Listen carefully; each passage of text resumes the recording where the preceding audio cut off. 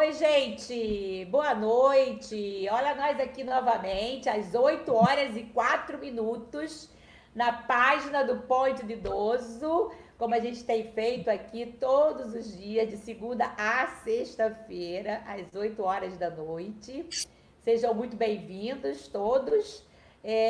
Para quem não me conhece, eu sou Fátima Fernandes Cristo, né? Sou geriatra, cardiologista e coordenadora do Ponto de Idoso.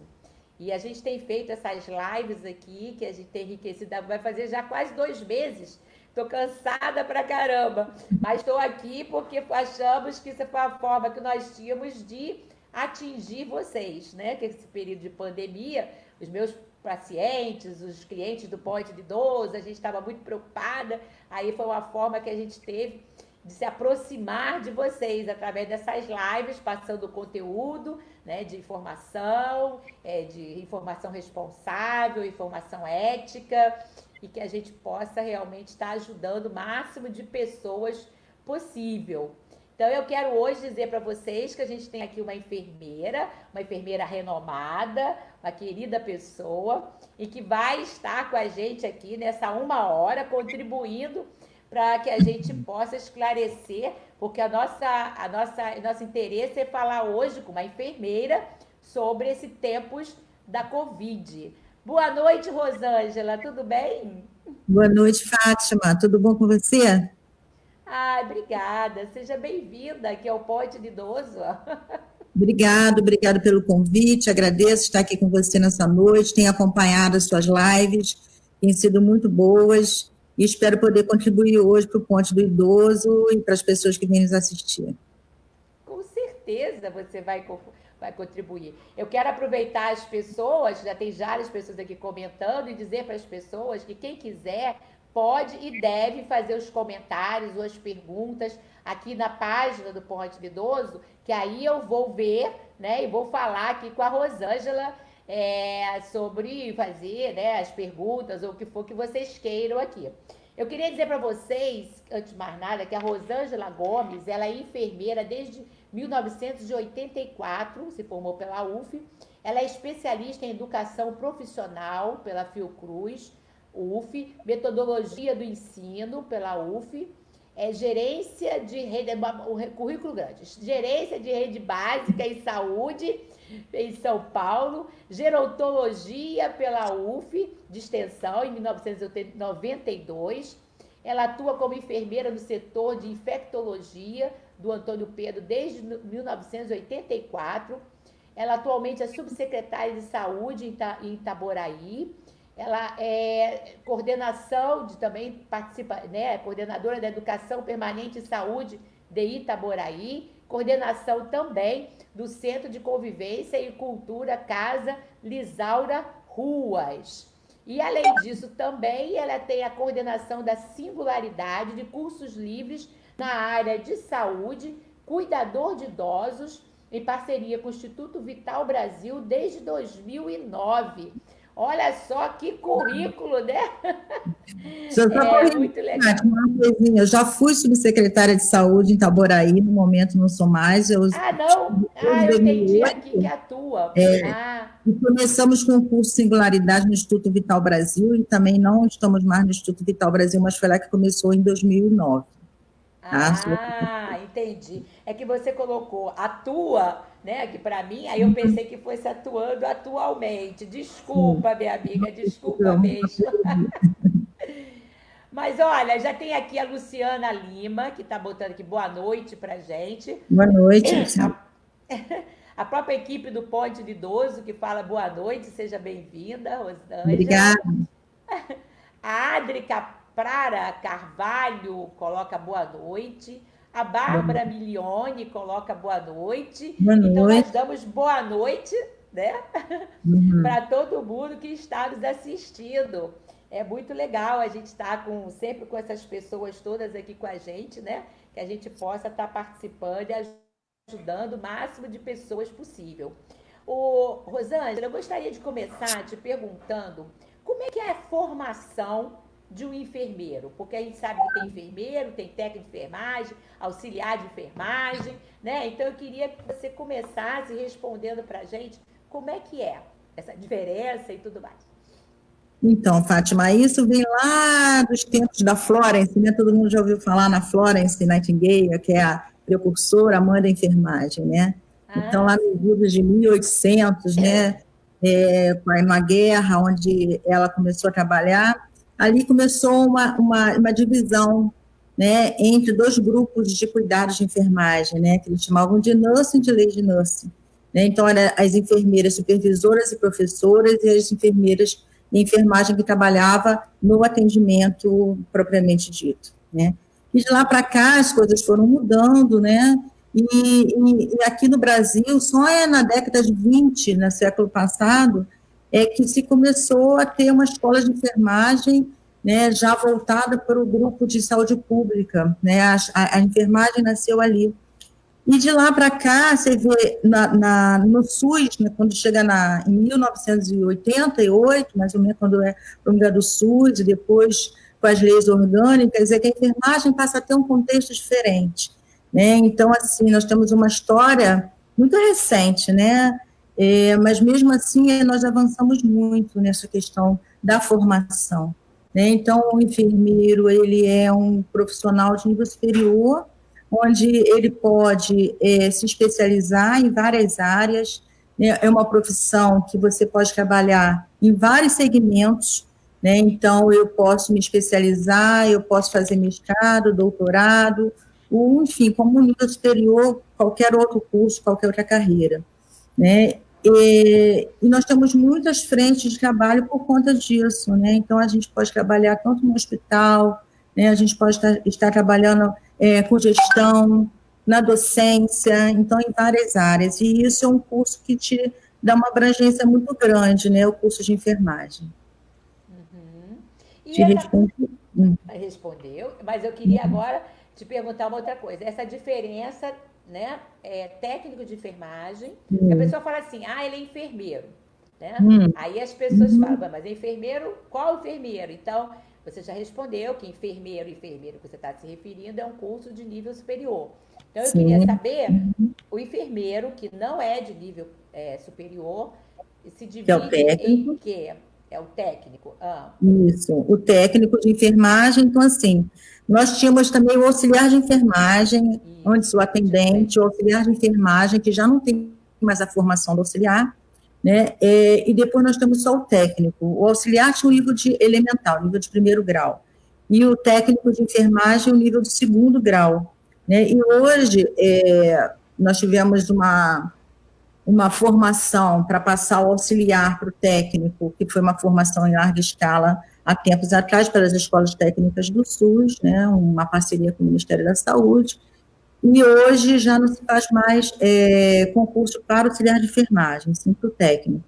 Então, a equipe de enfermagem, ela é constituída basicamente pelo técnico de enfermagem, ainda temos auxiliares ainda dos tempos mais antigos, mas que isso já vem mudando, a gente quase não tem mais.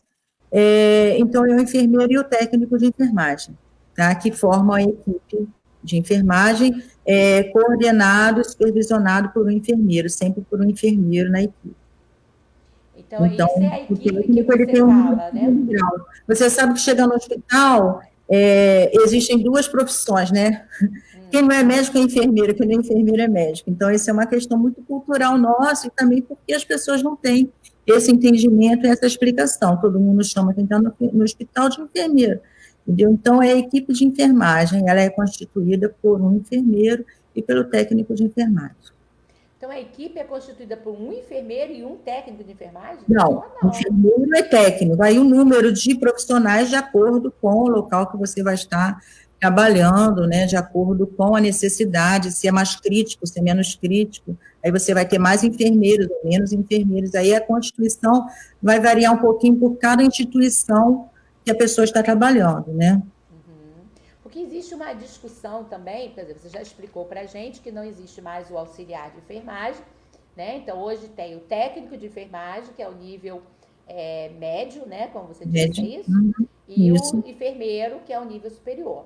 Sim. Existe uma discussão muito grande aí, que na geriatria, né? A gente já participou de algumas discussões, de mais ou menos quantos pacientes, quer dizer, quantos técnicos de enfermagem e quantos enfermeiros de universidade necessitam, em média, de pacientes? Ou seja, né? Você tem 10 pacientes, um exemplo, né? Um Existe, enfermeiro, como é que é existe, esse percentual? existe um cálculo, né, que é feito vem a partir do nosso conselho, que é o Conselho Federal de Enfermagem, né, e nos estados, né, os conselhos de enfermagem. E se você tem pacientes críticos, você precisa de 5 técnicos de enfermagem, como você falou, 10 pacientes, no mínimo 5 técnicos, 2 enfermeiros. Isso vai variar um pouco, porque esse dimensionamento, como se coloca, às vezes se modificam de local para local. Existe a regra, mas você sabe que as regras nem sempre são cumpridas, né?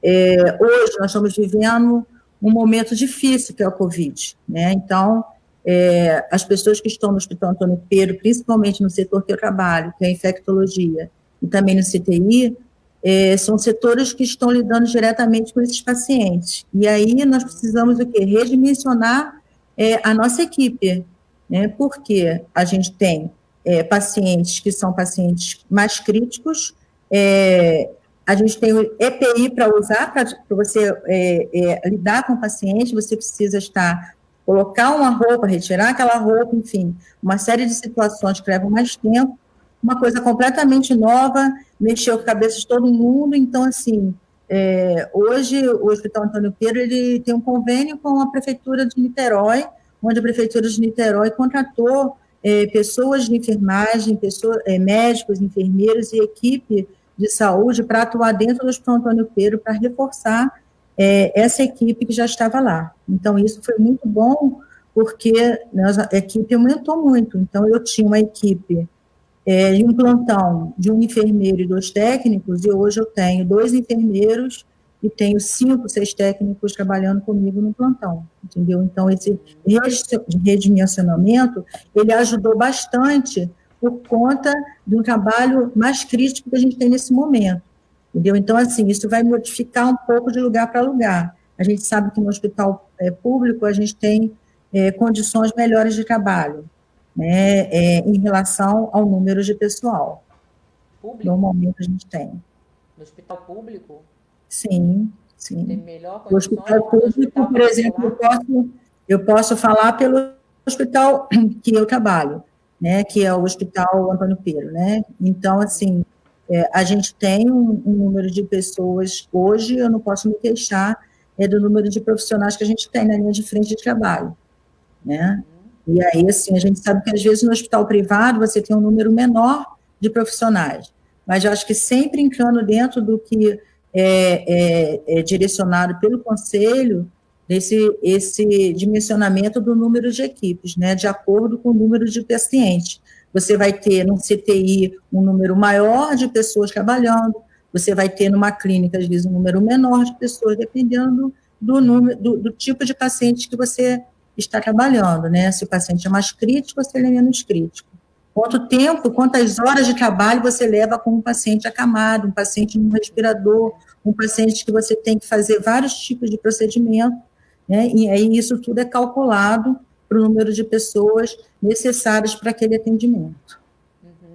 E isso é para a Agora equipe inteira. você falou uma coisa que eu achei interessante, que é a contramão do que a maioria das pessoas pensa, né? No sentido de que no serviço público tem menos pessoas do que no serviço particular. Não, tem mais pessoas. Tem mais pessoas. No serviço público tem mais Sim, enfermeiros e eu enfermagens. enxergo isso em termos de trabalho eu nunca trabalhei no serviço privado, tá? Mas eu já estive no serviço privado acompanhando algumas pessoas doentes e tal, e eu já observei essa questão, né? Então, assim, hoje eu posso falar pelo local que eu trabalho, né? Então, no local que eu trabalho, eu não posso dizer nesse momento que nós estamos com um número deficiente, muito pelo contrário. Né? No setor especificamente que eu estou, não tem esse número ruim. Certo. Antes da gente prosseguir, que já tem algumas perguntas aqui, eu queria só que você repetisse para mim, até porque as pessoas, né, que estão do outro lado, muitas vezes alguns são leigos, para poder entender melhor quantas pessoas, assim, aquilo que eu te perguntei inicialmente, quantos enfermeiros para paciente, ou quantos pacientes para cada enfermagem, ou para cada enfermeiro? Em média, Então, isso, lógico, você já explicou que existe isso, diferença. isso é muito variável, Fátima. Lógico, eu Em sei. torno de quê? Em torno do paciente, se ele é um paciente crítico, se ele é um paciente não crítico.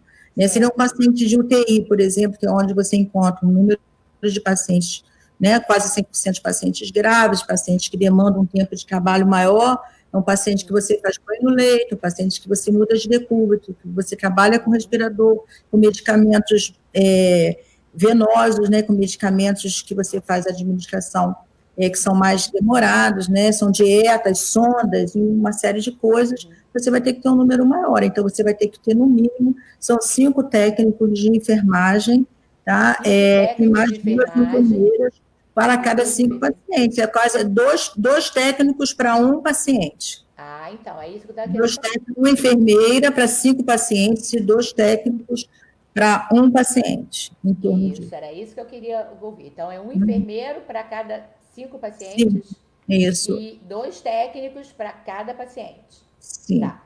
Até porque existem pessoas. É lógico, você está falando São uma média são 2 técnicos para 5 pacientes. para 5 pacientes. Isso, Ah, isso. 2 técnicos para 5 pacientes. E Uhum. quantos enfermeiros para 5 pacientes? Não, dois enfermeiros para 5 pacientes, Certo. tá? E são 5 técnicos de enfermagem para 2 pacientes, em torno disso. Então, se eu Ah, ao tenho contrário. 10 pacientes, eu vou ter mais ou menos entre 8 e 10 técnicos de enfermagem.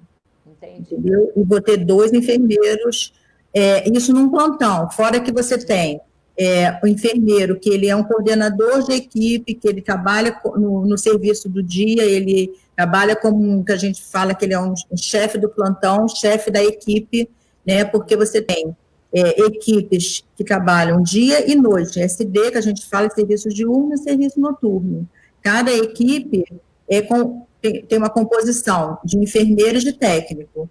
Fora isso, você tem também nessa equipe um coordenador do serviço. Fora o coordenador de serviço, você tem coordenadores de setores, entendeu? Então, existem outros enfermeiros em outras categorias também. Na assistência, é que normalmente a gente tem nos serviços diurnos e serviços noturnos, entendeu? Que se constitui como esse que eu te falei. O enfermeiro para áreas críticas e não críticas, técnicos em áreas críticas e não críticas. É porque, inclusive, tenho tido algumas perguntas aqui em relação a isso, por isso que eu pedi para você repetir. Antes de mais nada, olha só, aí tem aqui a Sandra Helena, que colocou boa noite, sempre muito bom ter essa interação com muitos profissionais. Muito enriquecedor o aprender. Obrigada, Sandra Helena. Glaucira Lemos diz, a minha neta está fazendo o 7º período e pretende fazer doutorado. A minha neta vai fazer um curso nos Estados Unidos para especializar em socorrista. Isso mesmo, Glaucira, parabéns. A minha neta, a gente fica todo orgulhoso, né? Filho e neto sempre orgulha a gente, né? A Sandra Lúcia colocou boa noite. A Marina Martins, boa noite. A Maria José Fernandes Pereira pergunta aqui: qual a carga horária que a enfermagem está trabalhando com a Covid? E aí ela ainda pergunta aqui: é a mesma carga horária ou não? Está falando carga horária. Olha, Fátima, Maria José, boa noite, tudo bom? Depende de instituição para instituição, né? A carga horária da enfermagem é 40 horas semanais. Aí tem lugares que 44. O serviço público, na sua grande maioria, trabalha com 30 horas. Existe um pleito há muitos e muitos anos, já passou no seminário, já passou em várias instâncias, para que a carga horária da enfermagem seja de 30 horas. Oficialmente, isso ainda não aconteceu, mas existem vários lugares, como o município do Rio de Janeiro, por exemplo, como o estado do Rio, que a sua carga horária dos hospitais são as 30 horas oficiais. E aí, assim, em relação ao Covid, como ela colocou, não houve uma mudança, pelo menos no local que eu trabalho, nós continuamos fazendo 30 horas semanais. Tá? Existe dentro do hospital, parece que No CTI, que é um trabalho que exige mais tempo, né, de serviço, está se fazendo um espaçamento entre os horários daquele turno. Então, você trabalha, uma equipe trabalha 4 horas, descansa, entra outra equipe, trabalha mais 4 horas direto, entendeu? Está sendo realizado assim. Mas, dentro do contexto, não mudou a carga horária, continua sendo. Tem lugares que trabalham plantão de 12 horas, como eu trabalho, né? Tem locais que trabalham plantão de 24 horas. Então, onde, por exemplo, eu conheço outros lugares, as pessoas estão fazendo 24 horas de plantão, outros trabalham 12 horas. Então, assim, eu não sei, não conheço nenhum lugar, né, pode até existir, que a pessoa esteja fazendo oficialmente uma carga horária menor por ser Covid, né, eu não sei. A nossa querida Cristina Ruas, né, da casa Lisaura Ruas, está aqui dizendo muito boa a live. Obrigada, Cristina. Estamos juntas aí nessa luta. A Sandra Helena Lopes Vidal diz aqui: quem dera que fosse assim com a fisioterapia. Pelo jeito, ela não está muito feliz com a carga horária ou com a disponibilidade da fisioterapia. Depois, se você quiser dar alguma contribuição, inclusive, Sandra Helena, a gente vai estar com o fisioterapeuta semana que vem, que já participou aqui outras vezes, que é o Vinícius, que é o nosso fisioterapeuta do Ponte de Idoso, vai estar na sexta-feira que vem. Aí você participa novamente, né? De hoje a uma semana. E como eu disse, a gente está fazendo essas lives todos os dias, às 20 horas, na página do Facebook do Ponte de Idoso. A Aura Ribeiro está colocando aqui informação de alta qualidade. Obrigada, Aura. Um beijo bem grande. A nossa querida Silvia Costa, que nós, inclusive, entrevistamos a Silvia esses dias aqui também. Ela deu a contribuição dela, dizendo aqui: os profissionais de enfermagem são os maiores conhecedores dos pacientes, mais do que os médicos, porque é o que lida diariamente, né, que a lida diária, que vem os conhecimentos sobre a pessoa doente, seus familiares e sua vida. A prática da enfermagem faz com que os profissionais cresçam muito profissionalmente. Sou grande admiradora da enfermagem. Ai, obrigada, querida Silvia, é uma fofa, né? Muito. Beijo, Silvia. A live dela também foi ótima. A Marina Martins dizendo muito bom. A Janete Souza colocando olá, boa noite a todos, sejam muito bem-vindos. A Cristina Ruas faz a pergunta dela aqui, dizendo: como está a capacitação dos enfermeiros para o enfrentamento da Covid em Niterói? Muito estão sendo contaminados e perdendo vidas. Eu ia chegar nesse pedacinho aí. Então, vamos parar aqui, né? Tem mais perguntas, mas vamos parar nessa da Cristina aqui. Oi, Cristina. Em Niterói, como um todo, eu não sei te responder, né? Eu posso falar pela instituição que eu trabalho, né? E pelo que eu leio em relação aos artigos que têm saído e outros locais que eu acompanho pela educação permanente, a gente discute um pouco essas questões pelo Estado, né, e pelo município de Itaboraí também. Né, e a gente viu que no início da pandemia, em março, né, hoje a gente tem um número alarmante de mortes desde março até o momento. Eu vi pelo COFEM, pelo Conselho Federal de Enfermagem, nós já temos 180, em torno de 180 profissionais de enfermagem que faleceram de Covid nesse período, né, um número alarmante. O Conselho Internacional de Enfermagem coloca que em torno de 600 pessoas já morreram no mundo, né, em relação à contaminação. E aí a gente começa a ficar muito preocupado com essa história toda, né, e a questão da capacitação, porque no início as pessoas começaram a trabalhar com uma coisa tão nova, tão assustadora, e o que a gente tinha de informação era o quê? Era o que vinha de Wuhan, né, e depois o que aconteceu na Itália, porque na Itália foi uma coisa que aconteceu na sexta-feira de carnaval, e quando chegou tinha um número reduzido, quando chegou na segunda-feira o número já era alarmante, já tinha gente morrendo, e já tinham profissionais morrendo também. E aí, assim, a gente não tinha EPI suficiente, a gente não sabia exatamente como que você ia capacitar essas pessoas. Então, começaram a ser um número enorme de protocolos, né, de aulas, de orientação em relação a isso. Então, eu acho que bem no início o número foi muito maior. Hoje, eu acho que as pessoas já têm mais consciência em relação à questão da EPI, né, que é todo o capote, você tem que usar o gorro, você tem que usar óculos, você tem que usar face, você tem que usar a sua roupa, que hoje a gente nem leva roupa para casa mais, né? A gente utiliza a roupa de centro cirúrgico mesmo, né? Que o hospital disponibilizou para todo mundo, para que a gente não precisasse levar roupa para casa, e a gente coloca nossos capotes e se paramenta todo para entrar. Eu não trabalho num serviço fechado, né? Os serviços que eu trabalho são quartos, né? Infectologia são quartos, alguns têm pressão negativa, né? Isso que é um facilitador também, em termos de contaminação, para que a gente se preserve mais. Quem trabalha no setor fechado, como um CTI, por exemplo, se paramenta todo, né? E fica dentro daquele serviço paramentado até a hora de sair, né? Eu não sei se intervalos a cada 4 horas ou a cada 6 horas, alguns têm feito de maneira diferente.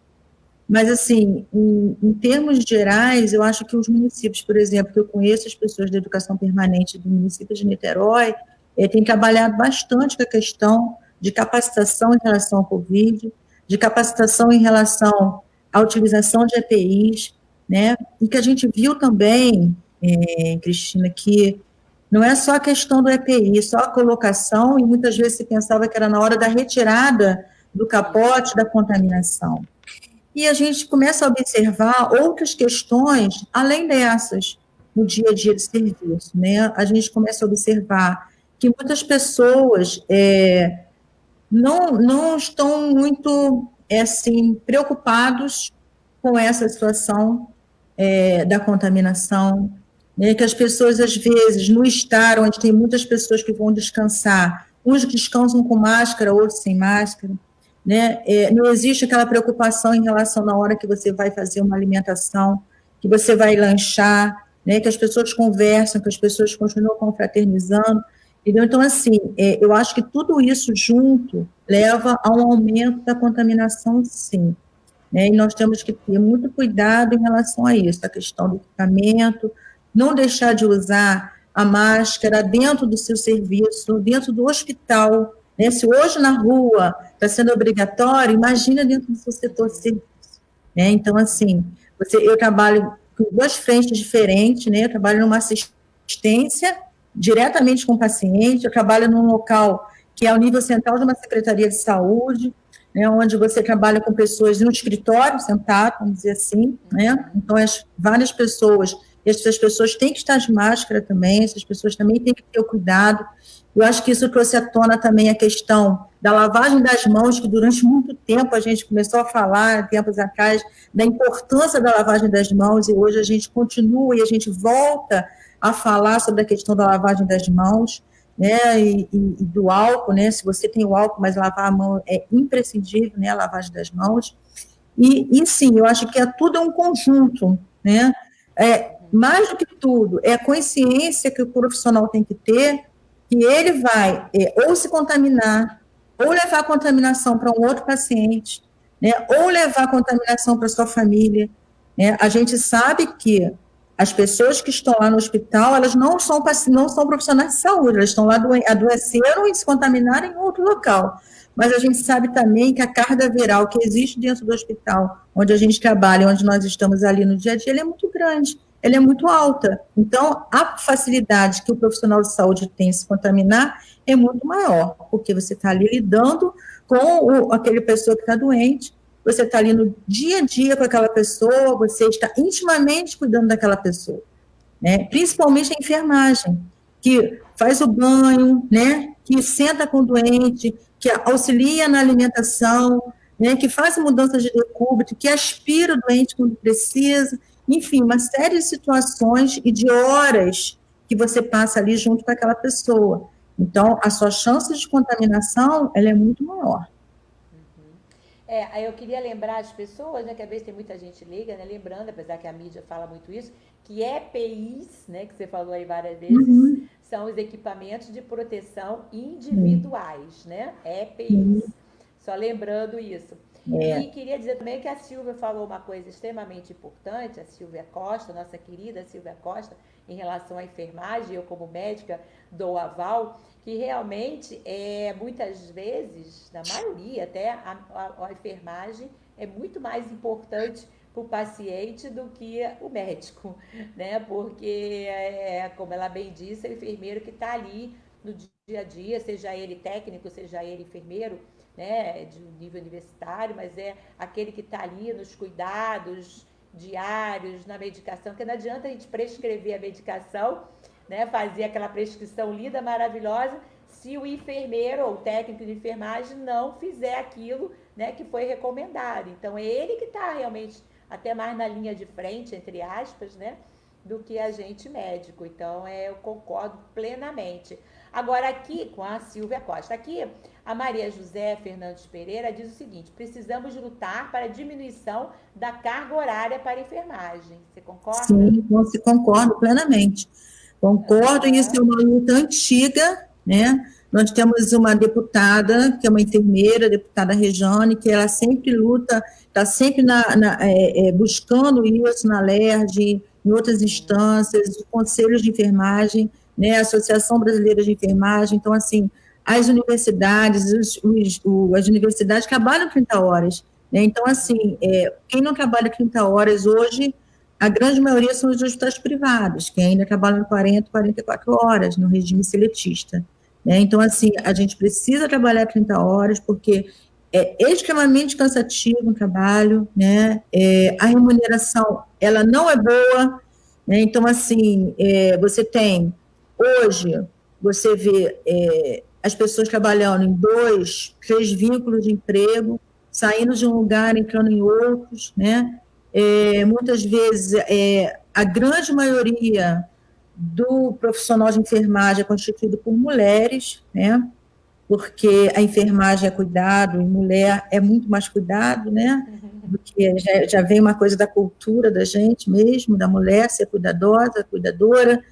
E aí a gente vê que a mulher ainda chega em casa, né? Tem mais uma jornada de trabalho, ela tem filhos, ela Isso. tem marido, ela tem uma casa, né? Então, assim, a mulher, às vezes, ela tem 2 empregos e tem mais um em casa esperando quando chegar, né? Então, assim, é extremamente cruel você trabalhar mais de que 30 horas na enfermagem. E a gente espera realmente que a gente consiga que isso passe no Senado, que isso passe, que isso vire uma lei para todo o Brasil, não só para o Rio de Janeiro e São Paulo, que já pratica isso já há algum tempo, né, mas que seja uma questão nacional. É muito justo mesmo, né? Aqui a Janete Souza fala o seguinte: como os trabalhadores da enfermagem estão lidando com os números de óbitos no estado do Rio de Janeiro? Nunca, eu acho que nós, né, profissionais de saúde, mesmo quem já tem 36 anos de serviço, como eu, outras pessoas com mais tempo, nunca vivenciamos essa questão de tantos óbitos, né? Então, essa pandemia está trazendo isso para a gente, uma questão extremamente triste, porque você vê, eu trabalho num setor, Fátima, que no meu último plantão, eu tinha 11 pacientes, 9 pacientes tinham a média de 80 anos. Tá? Esses pacientes são idosos extremamente frágeis, são pessoas que têm comorbidades, né, porque o hospital está internando essas pessoas que são pacientes do hospital, da oncologia, pacientes renais crônicos, pacientes da cardiologia, né, são pacientes da neuro, pacientes que fizeram a cirurgia, então são pacientes frágeis, né, então são pacientes muito idosos, e eles estão sozinhos. Né? Então, assim, a gente sempre trabalhou lá no serviço com o acompanhante. Então, o acompanhante, e hoje a lei, muito antes de se tornar lei, de 60 anos você ter o direito a acompanhante, nós já trabalhávamos com o acompanhante há muito tempo. Né? Então, assim, essa pessoa hoje fica sozinha. né? E essa pessoa, se ela agrava e ela precisa se internar, e ela fica sozinha, ela vai morrer sozinha, em termos, sem a família, né? Sem o amigo, sem aquela pessoa com o qual ela está acostumada. E isso realmente é um grande diferencial para a gente, que está ali no dia a dia, lidando com essa pessoa, e esse número de mortes cada vez maior. Realmente é difícil. Janete perguntou, né? É difícil. É verdade. A Maria José fala aqui, parabéns, Rosângela, é uma excelente enfermeira com muita experiência de saúde pública e gestão. Esse aqui é a turma do seu fã-clube. Eu sempre falo para todo mundo, sempre tem um fã-clube. Sempre tem. Maria José Fernandes também, parabéns, Rosângela. A Sandra Helena. Ih, peraí, tem um monte de gente aqui que eu já me perdi. A Sandra Helena, peraí. Cadê Sandra Helena? Cadê você, Sandra Helena? Me perdi aqui. Oi. Digo, por conta do número de enfermeiros e número de fisioterapeutas. Ah, ela que fez aquele comentário da fisioterapia lá em cima. Sim. A Janete, sou assistente social, estou adorando a live. Parabéns, Rosângela, estou amando sua fala. Ah, que bom, né? A Janete está adorando. Que bom. A Nanda Abreu, parabéns, Rosângela, turma da sua, né, seu fã-clube. Cristina Ruas, obrigada pela resposta, muito esclarecedora. Aparecida Helena de Souza.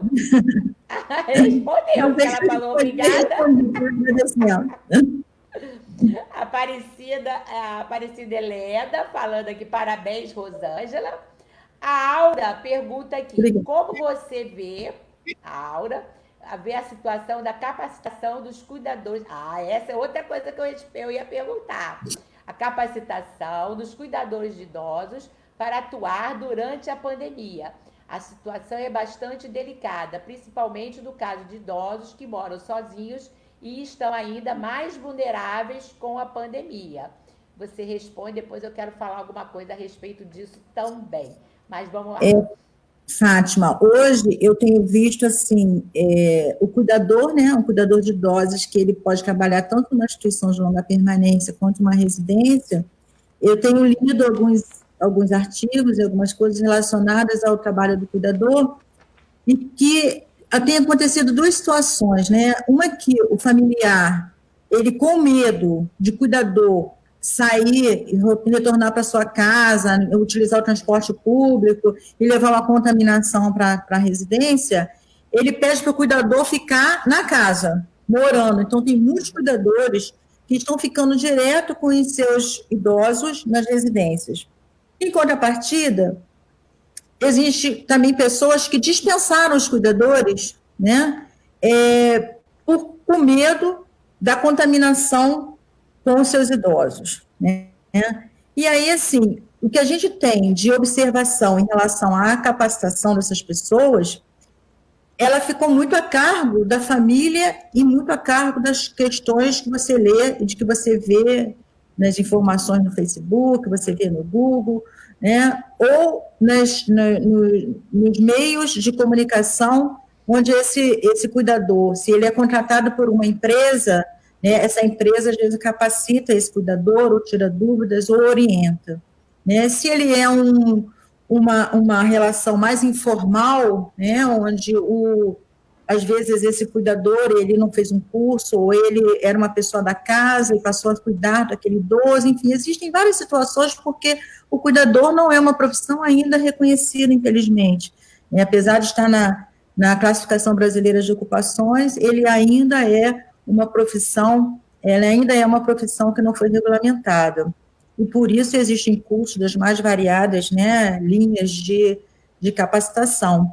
E como hoje a gente não está com os cursos autorizados, não está tendo curso, ou você está trabalhando online com essas pessoas, com os cursos à distância, orientação do familiar, né? Às vezes o familiar nos procura para perguntar e para ter essa informação. Então, aquilo que a gente orienta para todas as pessoas, da lavagem das mãos, do uso de máscara, né, da questão da higiene, da questão do cuidado com esse idoso, com esse idoso ou não idoso, enfim, a orientação ela passa a ser a mesma. Né? Agora, essa é uma questão que está acontecendo? O familiar que dispensa, às vezes, o cuidador, e ele passa a ser o cuidador principal daquele idoso, está começando a entrar também numa falência, numa dificuldade, porque uma coisa é você estar cuidando, eventualmente, ou ser o cuidador, vamos dizer assim, principal, porque você acaba sendo quem orienta, o cuidador, ou aquela pessoa que você contrata. Outra coisa é você estar ali todos os dias, sem poder sair de casa, né, cuidando e muitas vezes se deparando com situações novas, quando você tem um idoso que tem Alzheimer ou tem outra condição, né, de saúde, que é mais difícil de ser cuidada. Então, assim, as pessoas estão encontrando muitas dificuldades nessa situação, né? Eu espero que realmente as pessoas vão acabar assim, tendo novas maneiras, assim, encontrando novas formas, né, de lidar com essa situação, né, e assim, às vezes estão chamando o cuidador de volta, porque não estão aguentando esse cuidado, porque é um cuidado que exige muito, né, e assim, tanto os cursos, ou as pessoas que estão mais ligadas aos cuidadores, quanto os geriatras, como as pessoas que têm esse contato com a família do idoso, podem estar orientando nesse sentido, né? Então, não existe uma coisa muito... Eu queria dar duas contribuições aqui. A primeira, que em relação ao cuidador, né?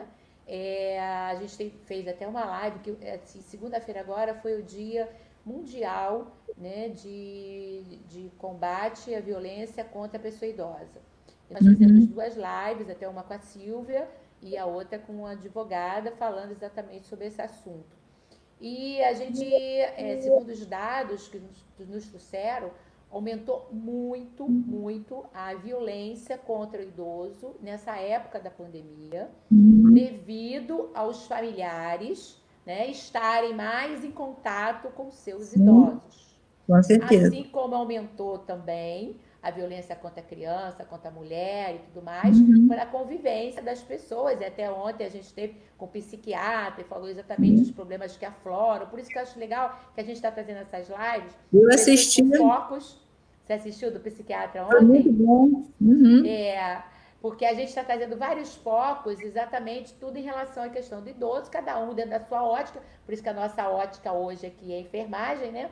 Mas eu queria, e aí é o que preocupa muita gente, eu queria dizer que a gente vai estar aqui na terça-feira que vem, com o Daniel Grossman, que é a pessoa que hoje coordena o programa de cuidadores, né? Ele vai estar aqui no dia 30, terça-feira, falando com a gente aqui, que a gente trouxe, assim como a gente também está trazendo uma pessoa só especialista nacional nas ILPIs, que nas instituições de longa permanência, né, que é uma geriatra também. Então, a gente está trazendo essas pessoas que estão trazendo essas abordagens. Eu queria dar essa contribuição, que a gente vai ter um profissional aqui que vai falar só sobre o cuidador. Mas antes da gente mudar e voltar para a questão da enfermagem, eu queria te perguntar exatamente isso, né, para as pessoas entenderem qual é a diferença entre um técnico de enfermagem e um cuidador. Lembrando que você coordena um curso de cuidadores, né? Eu quero dizer para as pessoas que eu acho isso muito legal. A gente está até querendo fazer uma parceria, né, com vocês no futuro próximo do Ponte Idoso, com o seu curso de cuidadores que vai acontecer, que tá, agora parou, né, tudo, né?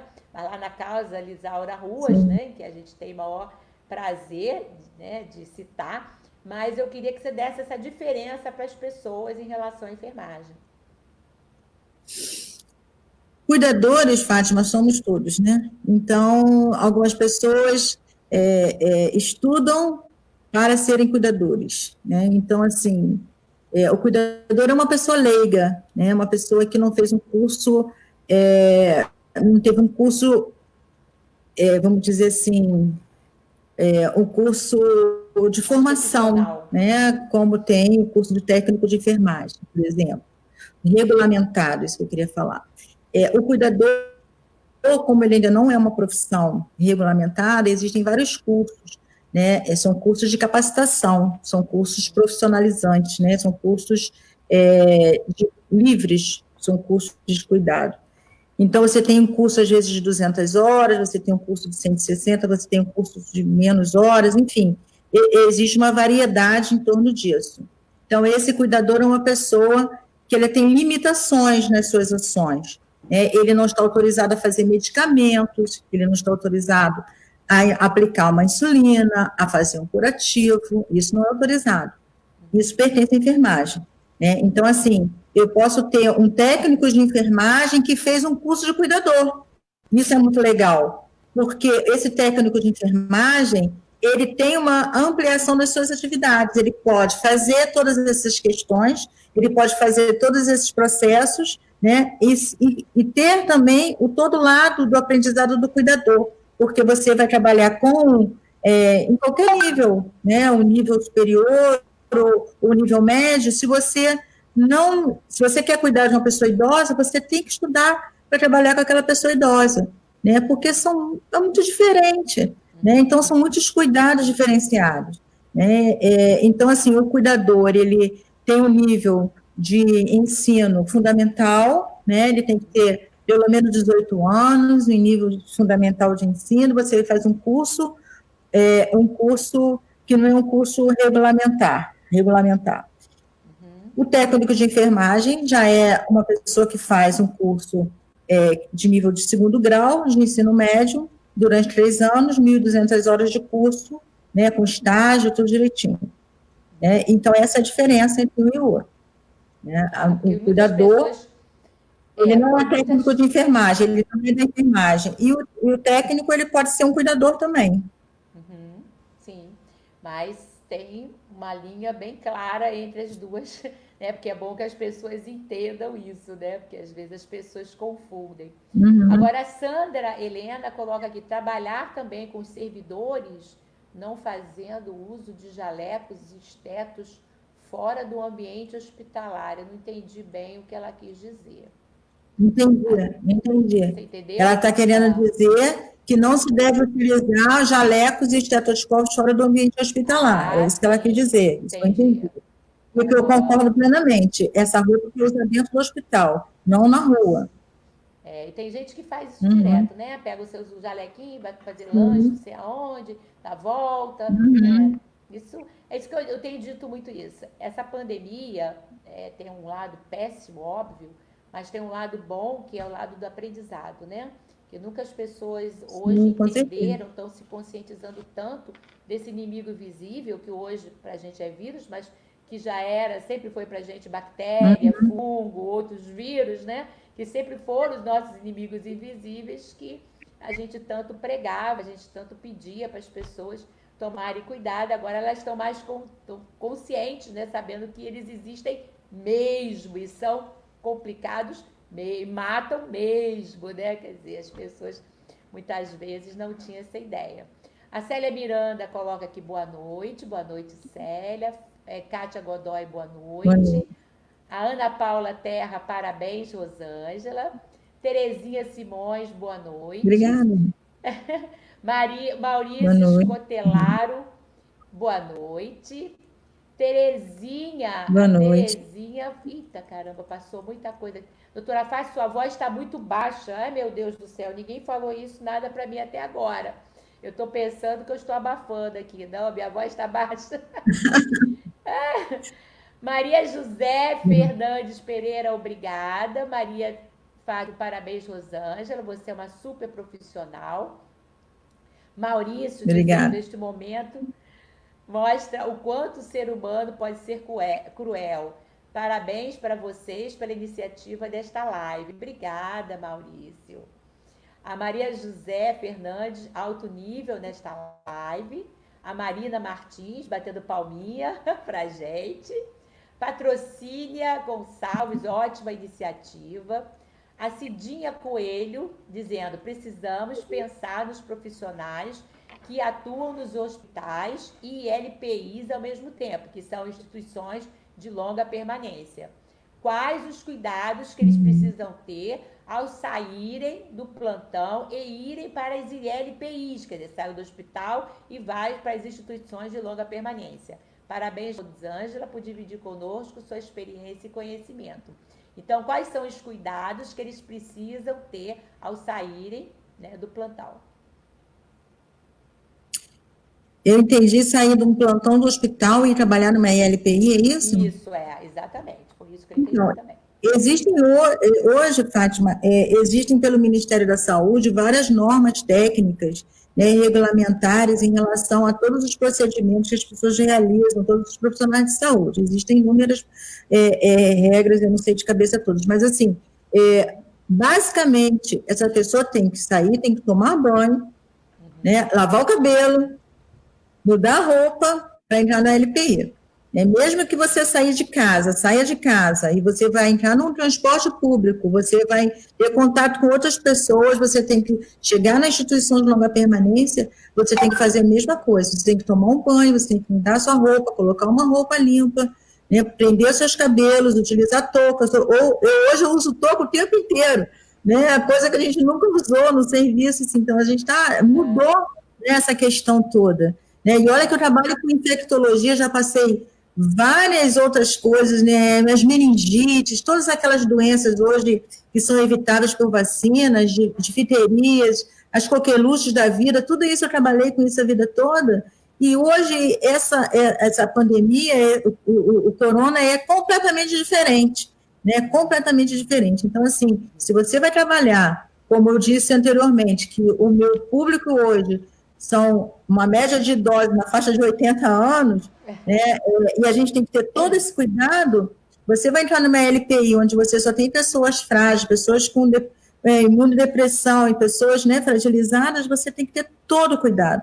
Você tem que ter, a LPI tem que ter um sistema, né, onde você possa lavar as mãos, você usar equipamentos de EPI também, usar capote, usar máscara, usar gorro, o álcool, água, sabão, porque a gente sabe que tem lugares que nem sabão, muito menos toalha para você enxugar a mão você tem. É verdade. Né? Então, isso tem que mudar. Isso tem que mudar. Então, essa precaução, essa higiene que a gente tem que ter, né, isso para lidar em qualquer lugar, principalmente com a pessoa idosa, né, que é uma pessoa mais frágil. Uhum. Aqui a Sandra Helena fala, muito boa abordagem. Posto de Saúde Visconde fala boa noite. Boa noite. A Helena diz aqui assim, Fátima, amei ver a Cidinha. Uma ótima assistente social de Itaboraí, eu não entendi. A Cidinha foi a pessoa que fez a pergunta da LPI agora. Tá, entendi. Social. A Cidinha é assistente social.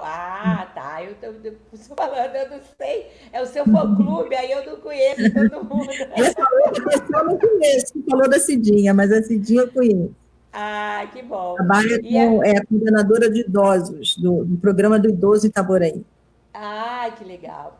Então é bom, inclusive, a gente dizer para as pessoas que LPIs também, né, são os antigos asilos, né? Que as pessoas falavam, hoje tem o nome de ILPI. I é quando é idosos, Instituição de Longa Permanência para Idosos, né? Por isso que a gente fala que como idoso coitado, hoje, né? Coitado nesse sentido, eles estão apavorados com isso, né? A gente tem feito várias lives falando disso, porque eles são o público, né? Que da mídia, todo mundo fala que é a população de risco, então a instituição de longa permanência tem que ter um cuidado redobrado, né? Quer dizer, redobrado. Você, bem falou, porque é a população de risco, aí a gente, sem dúvida nenhuma, fica muito preocupado. Agora aqui, olha só, o posto de saúde Visconde diz aqui, olha, aqui é Valmir, doutora Rosângela, conhece bem, parabéns para vocês, o Valmir. Obrigada, Valmir. É agente comunitário de saúde. Sim, legal. Legal mesmo. Amiga, olha só, a gente está nos nossos 7 minutos finais. Já? Passa rápido, né? Já, pois passa rápido. Quando a gente vai batendo papinho, que é assim que é bom. A gente tem feito nossas lives exatamente assim, de uma forma bem leve, que a gente possa estar conversando, né? E nada assim, né? Perguntas e respostas, ping-pong, que assim fica muito pesado. Eu queria te perguntar antes, porque eu sei que você está lá na Casa Lisaura Ruas, você tem vários campos de atuação. Então, nesses minutos finais, eu queria que você falasse um pouco sobre esse campo de atuação seu, atual, e também nesse trabalho que você está fazendo lá na Casa Lisaura Ruas. Então, lá na Casa Lisaura Ruas, é uma casa de convivência, né? diferente de uma LPI. A ideia é você trabalhar com pessoas acima de 50 anos, né? A gente pensa, mas 50 anos? Sim, 50 anos, porque onde você vai trabalhar que é a prevenção, né? Trabalhar a questão da prevenção para que essas pessoas tenham uma longevidade mais feliz, né? Então, assim, onde a gente possa encontrar pessoas, onde você possa criar grupos, onde você possa ter trabalhos em parceria com outras pessoas dentro da instituição, dentro da Casa Lisaura Ruas, dentro do centro de convivência, onde você possa sair, namorar, né, passear, então, assim, dançar. Então, assim, é um lado para você trabalhar o que? A prevenção. Então, você trabalhar a prevenção, nada como melhor do que você trabalhar a prevenção das doenças. Então, a gente tem promoção e prevenção de doenças. Então, assim, a Casa Lisaura Ruas, ela vem para... É uma coisa nova, né? Eu digo que é uma coisa nova porque, pelo que a gente conhece, já leu, já discutiu com alguém, na Europa é muito comum as pessoas que moram sozinhas ou que moram com a família e que ficam sozinhas durante o dia, elas terem um local para elas estarem durante o dia com outras pessoas, ou seja, ao invés de elas morarem numa instituição de longa permanência, elas passam o dia naquele local, né, é onde elas fazem as suas amizades, elas fazem os seus grupos, elas se alimentam nesse espaço, elas passeiam e elas vão para casa no final do dia. Então, no final do dia, é como se você chegasse do trabalho e todo dia você tem uma novidade para você contar. Então, você não está ali dentro de casa sozinho, entristecendo, ou deprimindo, ou até adoecendo, porque você fica sozinho o tempo inteiro. Né? E ficar sozinho é muito bom, às vezes, quando a gente quer.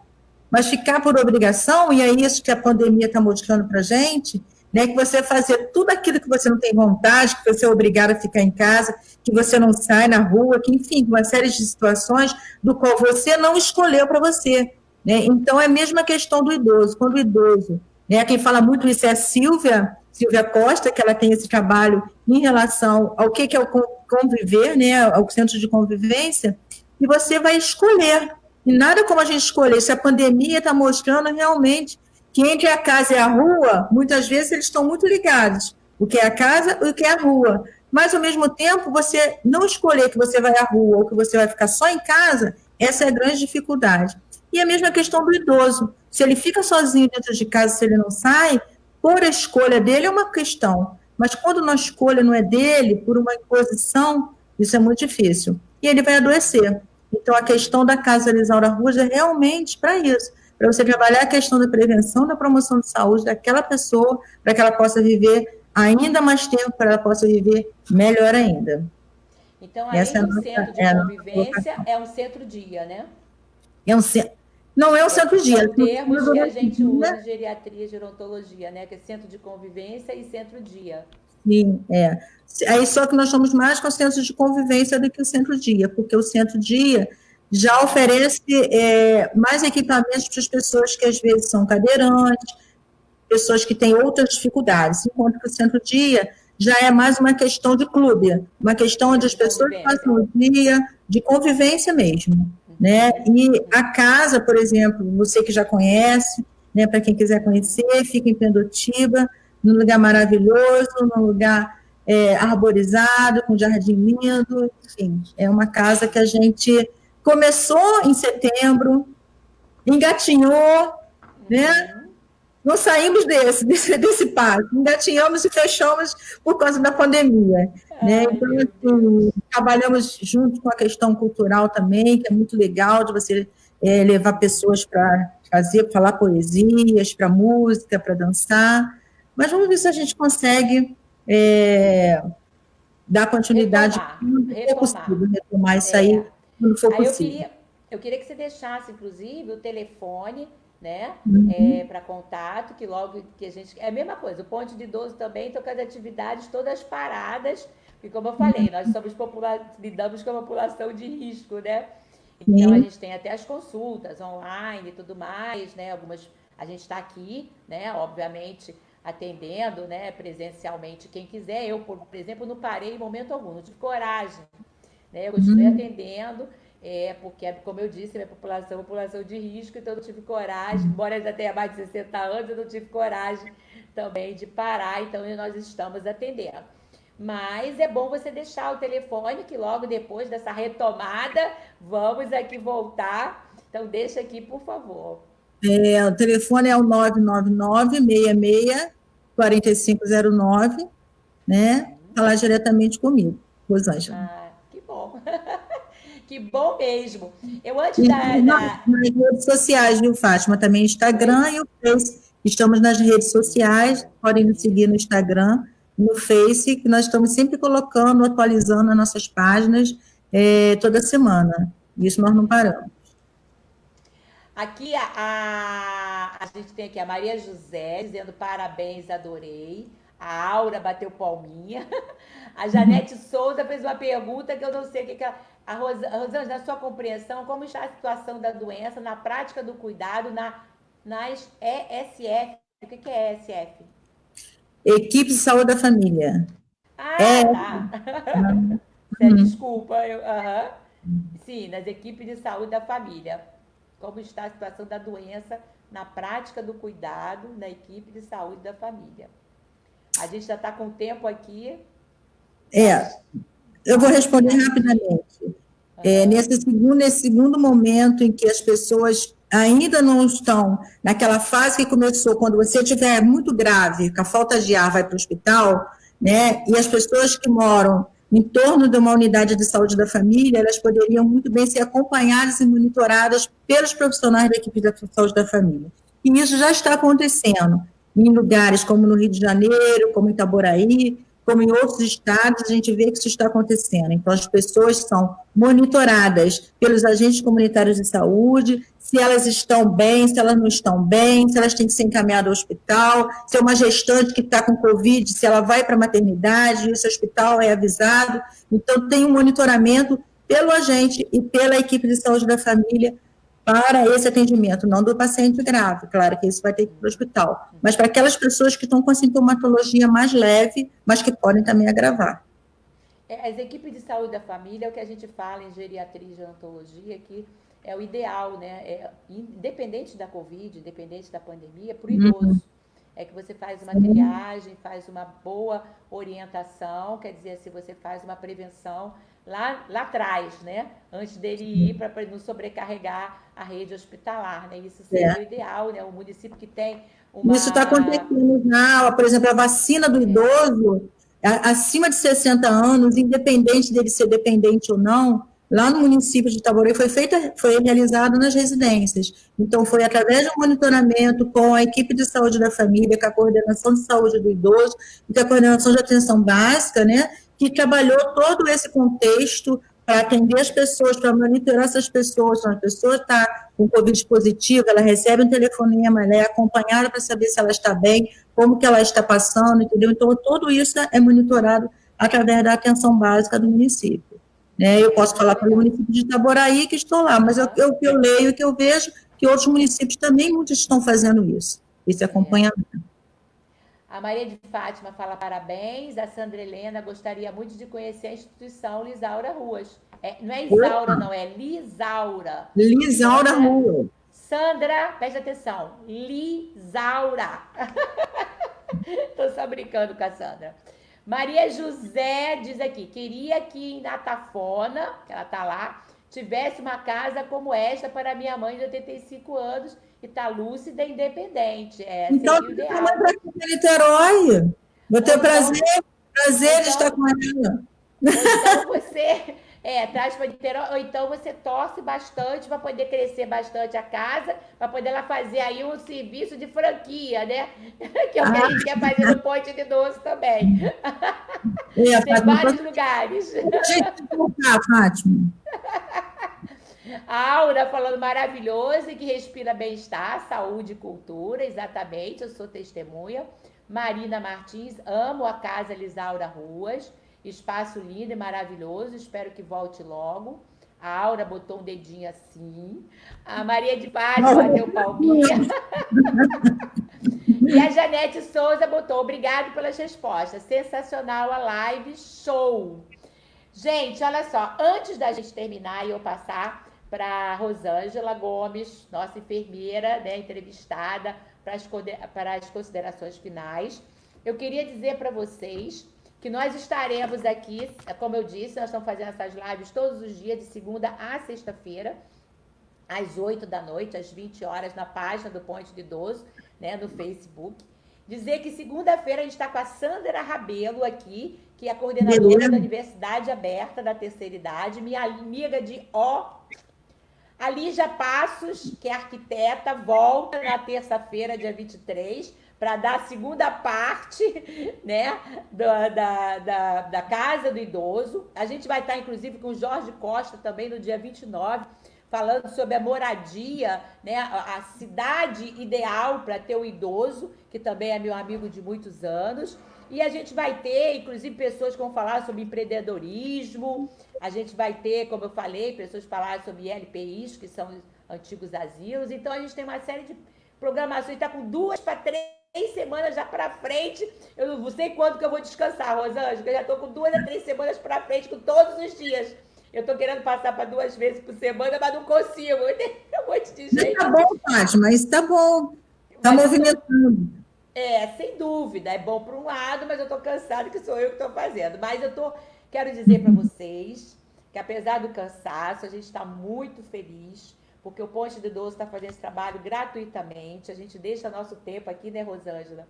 Exatamente para poder a gente passar o conhecimento, as informações para as pessoas, né? Que a gente sabe que tem tanta coisa aí, principalmente do Dr. Google e tudo mais, que são informações incorretas, são informações complexas. Então, a gente pede que as pessoas procurem as informações que sejam realmente responsáveis, que é o que a gente está trazendo aqui, profissionais de altíssimo gabarito. Quero dizer para vocês que eu vou deixar o telefone do Ponte do Idoso, que é o 2613-5250, mas a gente tem um celular que é por mensagem, que é o WhatsApp, que você pode mandar sugestões de outros assuntos, de profissionais, perguntar alguma coisa para a gente, que é o 988720642. Aí você pode mandar lá, né, no WhatsApp mensagens para a gente, que a gente está aqui realmente recebendo todos com muito prazer, com muita satisfação, né, nesse trabalho. Antes, aqui, a Janete, acho que falei, obrigado pelas respostas, sensacional a live, show. Posto de saúde Visconde falou, todos os idosos em Visconde foram vacinados em casa pela, né, estratégia de saúde da família. A Sandra Helena diz, doutora, você está intimada a repetir o convite. Eu não entendi bem. Qual é o convite? Qual é o convite? Qual é o convite? Está intimada a repetir o convite. A Bárbara, parabéns, o nível de profissionalismo das lives estão excelente. Obrigada, Bárbara. A gente tem realmente trazido pessoas só que a gente acredita que sejam excelentes. A Leila também colocou aqui, iria também aqui no Rio, no Recreio, tá vendo? Fica aqui, ó, mas você tem que ir lá para o Rio. Tem que ir para o Rio, Leila, tá bom. Minha amiga, suas considerações finais, por favor, aqui com a gente, já passamos de 1 hora. Então, passou rápido, né, Fátima? Muito obrigada, agradeço imensamente o convite. Foi muito bom estar aqui conversando sobre a enfermagem, né, que esse era o foco, né, da live de hoje, que é uma profissão muito boa, que é, assim, a profissão que eu abracei e que muito bom poder fazer muitas coisas dentro da enfermagem. Então, a gente pode trabalhar na questão da gestão, como eu falei, na questão da docência, na questão da própria assistência, que eu gosto muito, né? Já passei do tempo de aposentar lá no Antônio Pedro, e não saí ainda, né? Então, assim, eu gosto muito do que eu faço, em cada lugar que eu chego, eu me dedico bastante. Então, assim, eu agradeço o fato da gente hoje estar aqui falando que nós temos que ter 30 horas de trabalho, sim, né, que nós temos uma carga horária muito alta porque a gente desenvolve, os salários não são salários bons, né, dependendo do local, tem pessoas que ganham salário mínimo, então, assim, a gente tem uma diversidade muito grande em relação a isso, ao local de trabalho, a gente sabe que teve pessoas no início que nem EPI tinham para trabalhar, né, e as pessoas não podiam ficar doentes, nem se afastar do trabalho, porque senão eram demitidas. Então, tem uma série de coisas, as pessoas que trabalham no serviço noturno, que não têm lugar de descanso, né, que são tratadas de uma maneira ainda muito preconceituosa, né? Então, assim, não são valorizadas, não é valor de salário, mas é valor de pessoa, é valor enquanto profissional. Então, é isso que a gente busca, né? E esse é um espaço muito bom, foi um espaço muito bom para a gente poder falar sobre isso. Agradeço. E a gente Agradeço fica muito... também aos colegas que mandaram as perguntas, ao fã-clube, como você colocou. Seu fã-clube ainda continua aqui. As suas questões, eu agradeço muito pela participação e pelo privilégio de ter vocês aqui com a gente. O seu fã-clube continua aqui. Olha, a Sandra Helena disse que a pergunta era para mim, para poder que eu, doutora, você está intimada a repetir o convite para a Rosângela voltar. Isso que ela quis dizer. Não, com certeza, também concordo com você, Sandra Helena. A Maria de Fátima colocou arrasou. E a Marina Martins disse, live maravilhosa, não é sempre que se tem abertura para tirar dúvidas com uma profissional excelente, com tantos anos de experiência. Com certeza é do seu fã-clube, a Marina Martins. Olha, amiga, muito obrigada, realmente, a gente aqui, o Ponte de Idoso, a gente agradece imensamente você, foi super esclarecedor, era isso exatamente que a gente queria trazer uma enfermeira com essa experiência para trazer, porque a gente fala médico, fisioterapeuta, nutricionista, a enfermagem, né, principalmente nesse momento aí, dessa pandemia que está sendo, né, graças a Deus, estão sendo reconhecidos, né, o trabalho está sendo reconhecido, então realmente isso tem esse lado, né? Porque muitas vezes estava quase que invisível, as pessoas não valorizavam tanto, nem médico também, né? Nem fisioterapeuta. Agora as pessoas estão entendendo a importância, né, da equipe, né, profissional e de uma equipe séria. Você queria falar alguma coisa? Eu lembrei que em 2019 a Organização Mundial de Saúde disse que em 2020 seria o ano da enfermagem. Né? E aí, assim, eles acertaram isso, realmente, eu acho que a enfermagem, ela está se colocando, né, sendo vista com outros olhos, aí a gente vê o Papa falando da questão da importância da enfermeira, né, a questão do próprio ministro da Inglaterra, né, do Reino Unido, colocando de quando ele ficou internado, da importância dele ter sido cuidado pelos enfermeiros que cuidaram bem dele, né, em relação ao parto, né, em relação aos filhos da princesa, eu esqueci o nome dela agora, do Reino Unido, também da Inglaterra, que teve os filhos com a enfermeira, com a parteira, que isso também ela coloca como uma questão que foi um parto sensacional. Então, assim, eu acho que a gente tem muitas frentes de trabalho e a valorização ela vai se dar a partir do momento que a equipe entender que todos precisam uns dos outros. Então, o médico tem seu papel importante, a enfermeira tem seu papel importante, o fisioterapeuta tem seu papel, o fonoaudiólogo tem seu papel importante, o psicólogo tem seu papel importante, todos têm um papel e têm um olhar diferenciado para aquela pessoa que está sendo cuidada. Então, não pode só o médico cuidar sozinho, só o enfermeiro cuidar sozinho, nenhum achar que o outro é mais importante. Todos são importantes para o cuidado e o restabelecimento daquela pessoa. Porque sem equipe multiprofissional, não existe saúde.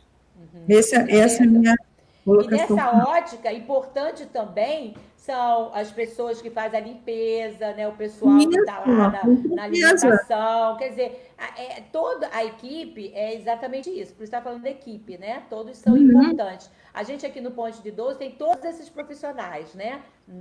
Que são, inclusive, como você falou, nutricionista, fisioterapeuta. A gente tem esses profissionais e tem trazido nessas lives, todos esses profissionais já vieram aqui, a fonoaudióloga veio essa semana, quer dizer, falando da importância da fonoaudiologia, mas obviamente a gente não tem enfermagem do Ponte do Idoso, porque a gente é outro tipo, né, de assistência, né? A gente tem os profissionais que atendem de uma outra forma. A gente tem até arquiteto, a gente tem engenheiro, mas a gente quer ter enfermagem. Mas você pode ter certeza que o Ponte de Idoso valoriza a enfermagem tanto que te convidou, né? A gente convidou com essa sensibilidade da gente entender a importância, por isso que a gente foi atrás de uma enfermeira, a importância da enfermagem, né, em todos os sentidos, né, em todos os sentidos. Aqui a Sandra diz parabéns a vocês duas, a Lúcia Viana, muito bom, bate palminha. Bem, nós é que agradecemos, passamos de 1 hora, realmente já estamos 1h15, muito Sim. obrigada a todos vocês, ao fã-clube da Rosângela, aos nossos parceiros, as pessoas que são realmente nossos frequentadores aqui do Pod do Idoso. E eu só tenho mesmo a agradecer vocês e dizer que segunda-feira eu estou de volta às 20 horas, vou descansar o final de semana, segunda-feira estou de volta às 20 horas com a Sandra Rabelo, né, que é a coordenadora da Universidade Aberta da Terceira Idade. Gente, Sim. boa noite para todos vocês, Boa noite, Deus abençoe, Deus abençoe a todos, um bom final de semana. Igualmente. Obrigada, Rosângela. Obrigada, Fátima. Obrigada, gente. Um beijo bem grande. Tchau, gente. Tchau, tchau, Rosângela. Tchau, gente. Tchau, tchau.